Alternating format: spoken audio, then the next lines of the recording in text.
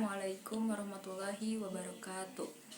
Nama saya Adia Nur Febriani, mahasiswi BKI UIN Sunan Gunung Jati Bandung. Di sini saya ingin berbagi tentang bahaya narkoba bagi kesehatan. Saat ini, bahaya dan dampak dari penyalahgunaan narkoba, narkotika, obat-obatan bagi kesehatan para pecandu dan penyalahgunaan serta keluarganya sudah sangat meresahkan. Bagai dua sisi mata uang, narkoba menjadi zat yang bisa memberikan manfaat sekaligus bisa merusak bagi kesehatan.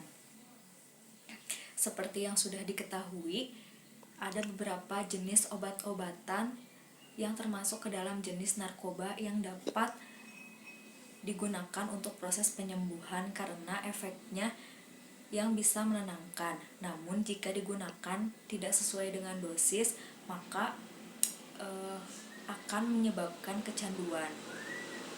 Penyalahgunaan ini mulainya karena si pemakai tersebut merasa sensasi yang kan. Kemudian dari sinilah muncul keinginan untuk terus mengkonsumsi atau menggunakan agar bisa mendapatkan ketenangan yang bersifat halusinasi. Meski dampak narkoba sudah diketahui oleh para pecandunya, namun tetap saja banyak orang tidak mengurangi jumlah pemakaiannya. Bahaya narkoba hingga menjadi kecanduan tersebut memang bisa disembuhkan, namun akan lebih baik jika berhenti menggunakannya serta sesegera mungkin untuk tidak memakai sama sekali. Nah, sebelum itu kita harus memahami terlebih dahulu apa pengertian dari narkoba. Narkoba atau narkotika adalah zat atau obat baik yang bersifat alamiah, sintetis maupun semi-sintetis yang menimbulkan efek penurunan kesadaran, kemudian halusinasi serta daya rangsang. Sementara menurut Undang-Undang Narkotika Pasal 1 Ayat 1 menyatakan bahwa narkotika merupakan zat buatan ataupun yang berasal dari tanaman yang memberikan efek halusinasi, menurunnya kesadaran, serta menyebabkan kecanduan. Obat-obatan tersebut dapat menimbulkan kecanduan jika pemakaiannya berlebihan. Pemanfaatan dari zat-zat itu adalah sebagai obat penghilang nyeri serta memberikan ketenangan. Penyalahgunaannya bisa terkena sanksi hukum.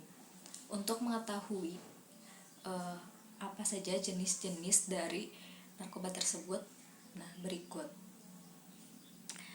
Yang pertama ada narkotika golongan 1.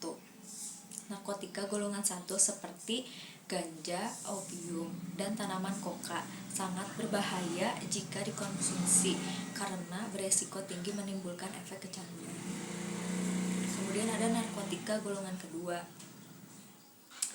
Nah, untuk narkotika golongan kedua ini bisa dimanfaatkan untuk pengobatan asalkan sesuai dengan dosis dokter atau sesuai dengan yang dianjurkan oleh dokter. Jenis dari golongan ini kurang lebih ada 85 jenis. Beberapa diantaranya seperti morfin, dan alfa-prodina, dan lain-lain. Golongan 2 juga berpotensi tinggi menimbulkan ketergantungan. Kemudian ada narkotika golongan 3. Narkotika jenis ini juga memiliki resiko ketergantungan yang cukup ringan dan banyak dimanfaatkan untuk pengobatan serta terapi. Seperti yang sudah disebutkan, ada beberapa jenis narkoba yang bisa didapatkan secara alami, namun ada juga yang dibuat melalui proses kimia. Jenis-jenis narkotika tersebut diantaranya ada narkotika jenis sintetis, narkotika jenis semi-sintetis, kemudian ada narkotika jenis alami. Selanjutnya ada bahaya dan dampak narkoba pada kehidupan dan kesehatan. Peredaran dan dampak dari narkoba saat ini sudah sangat meresahkan. Nah, mudahnya mendapat narkoba tersebut membuat penggunanya semakin meningkat.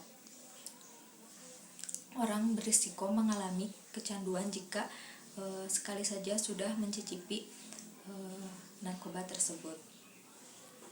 Meski ada beberapa jenis yang diperbolehkan dipakai untuk proses penyembuhan, tetapi tidak jarang juga disalahgunakan atau dikonsumsi tidak sesuai dengan dosis. Hal tersebut akan menyebabkan seperti dehidrasi, halusinasi, dan juga menurunnya tingkat kesadaran bahkan sampai kematian. Kemudian ada gangguan kualitas hidup. Seperti yang sudah dijelaskan tadi tentang bahaya dan dampak dari penyalahgunaan narkoba tersebut, maka kita sebagai generasi muda, generasi penerus bangsa, agar tidak menyalahgunakan atau mengkonsumsi narkoba, agar tidak merusak kesehatan dan tidak merusak kualitas hidup kita.